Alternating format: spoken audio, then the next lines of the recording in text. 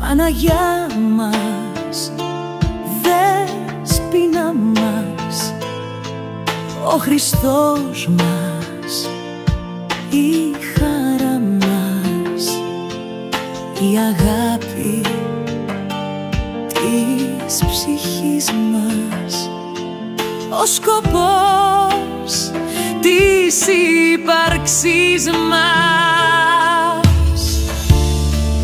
Θεοτόκε πρέσβευε υπέρ ημών, στον Υιόν σου και Θεόν και Θεόν ημών, να σώσει Κύπρο και Ελλάδα, στον κόσμο να δώσει ηλιαχτίδας χαραμάδα.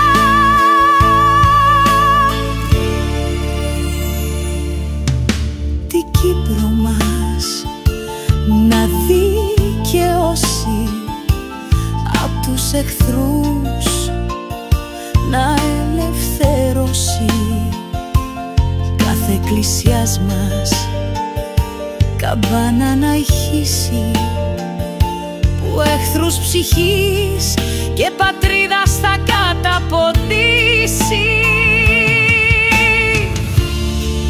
Θεοτόκε